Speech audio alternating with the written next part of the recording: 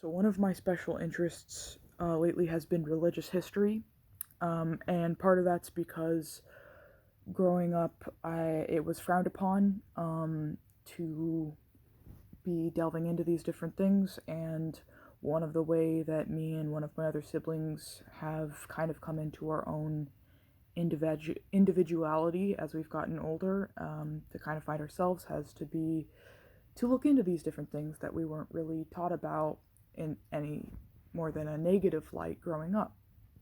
And one of the ways I've personally been doing that is looking into religious history.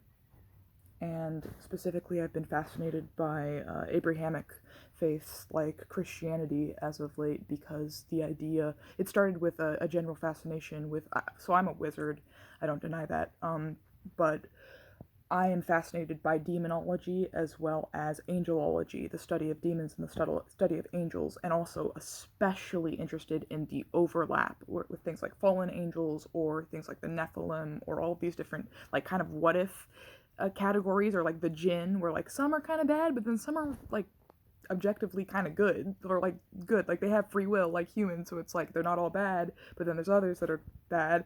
So it's like there's a lot of like gray areas, and the gray area, I really like the gray areas, but then that's actually not what this video is about, and it's difficult to stay on the freaking point, but I'm gonna try. So I've been interested in the stories of like the Bible recently, like Christian Bible, Old Testament, New Testament. And one way I've thought about it is personally how I kind of interpret it. So I don't take all of it literally, because the thing is, if I took all of it literally, there's stuff, at least in the English translation, the current English translations, there's stuff that like justifies the murder of multiple groups I fall into. So I choose to see that as God did not say that, a human with ulterior motives said God said that. So like I don't like the line in the Old Testament, "Don't suffer a witch to live," or there's another one that you should like burn wizards at the stake. It's something in Leviticus, and that thing, like, I don't agree with that, because if I did, that would be giving people permission to kill me, and I don't want to die, and I believe God made me too, so I don't. Anyway, so there's some bits that I literally can't take literally, because if I did, it would mean that God put me on this earth just to be killed. So I don't agree with that. Um, but anyways, how I've been interpreting sort of the Old Testament versus the New Testament. I think, and this is probably rather controversial, but so are like half my beliefs. So, the Old Testament, I think, is the destructive half of God, is the destructive, chaotic, cruel, fearing part of God. There's a lot of talking, and there's a lot of genocide and sacrificing and killing in the Old Testament. There's a lot of, you should fear me, and you should fear God, and you should do what I say because I told you to. There's a lot of power and things in the Old Testament. So I think the Old Testament is representative of the negative half of God, of the destructive half of God. And then I think the New Testament is sort of like a character arc, but also the New Testament is showing the loving, caring, wanting to help humanity, literally forgiving all of their sins, empathizing with them, caring for them.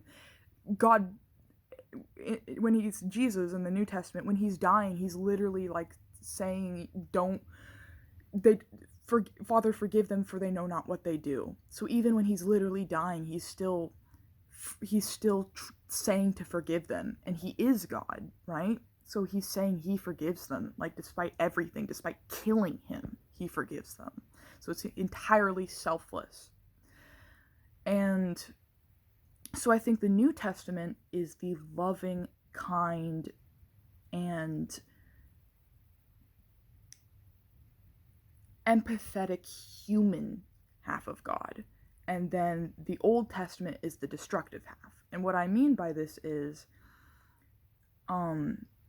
if I were to take these things as kind of wholes, as these different collections of stories that were spanning over 2,000 years, made by many different humans with many different life experiences and interpretations and many different, I suppose, agendas, but all in some way divinely inspired, and coming together at different times throughout history to make these different stories that were culminated and put into these books and then translated many different times, where with any translation of any book you're going to be losing a lot, and with any translation there's also stuff added, like how in the new King James Bible they've very clearly added lines that weren't in there before about how they translated that part of Leviticus to be very like gay people are bad and should be killed and whatever, and are against God and are abomination or whatever, when like that wasn't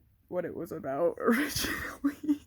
But like there's a lot of different stuff where it's muddy water, and I think it's okay to just be like, yeah, I don't agree with this part. I think this part was added by people. I don't, whatever.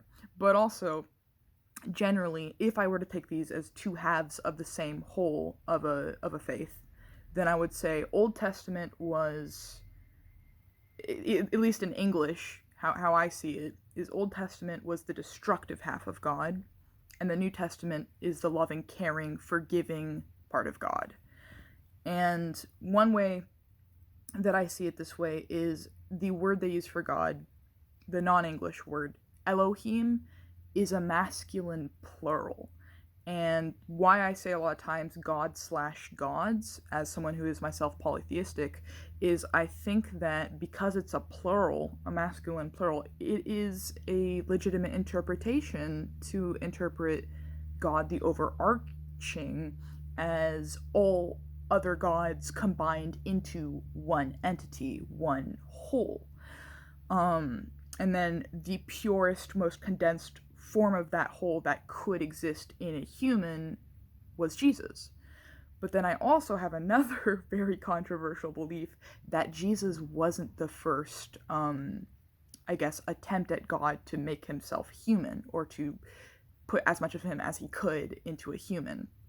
Because I think, of course, all of us are children of God, are children of Elohim, or God/gods or whatever.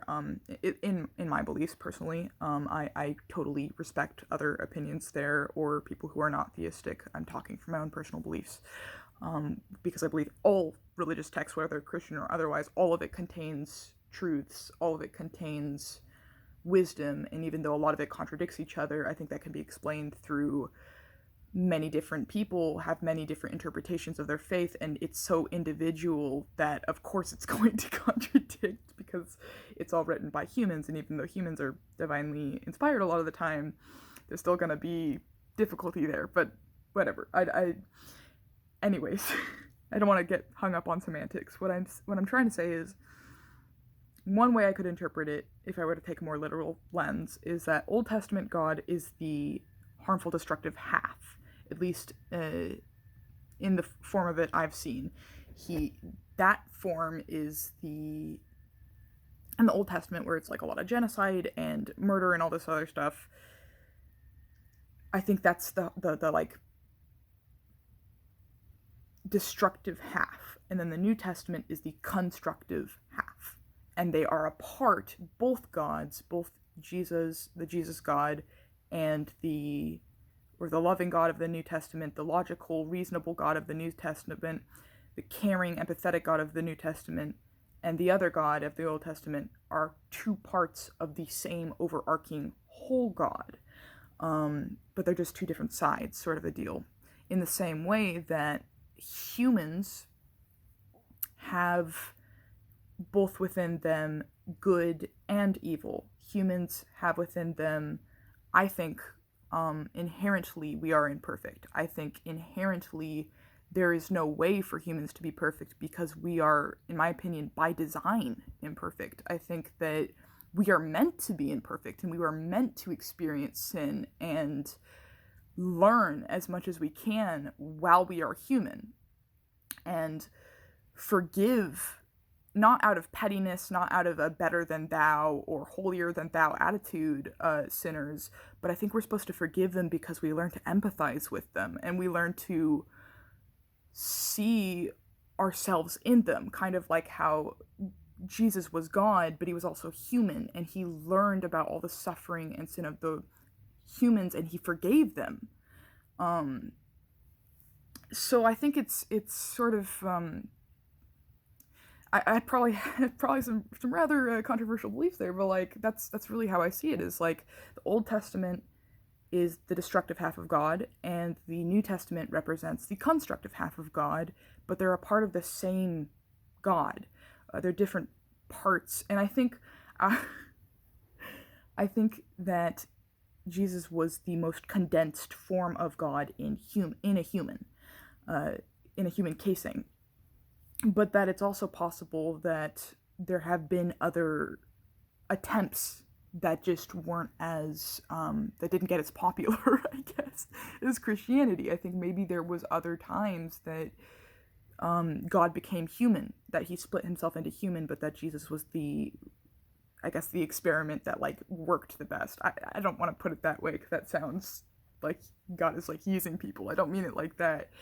I think I don't believe God is good or bad. I think they are wholly and absolutely neutral because I think they kind of literally are everything they've created. I think in order to understand God, we have to understand their creations, but then all of their creations, the universe is inherently chaotic, at least to some extent, and it has within it all of these different things. It's not just good, it's not just loving, it's not just one half.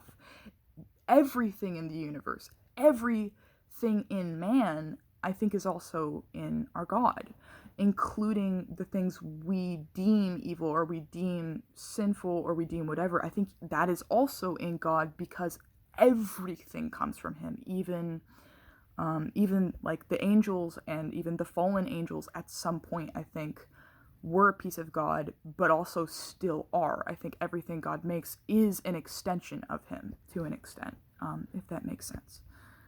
So anyways, that's my interpretations thus far in my studies. I've been really interested in a lot of this stuff, and yeah.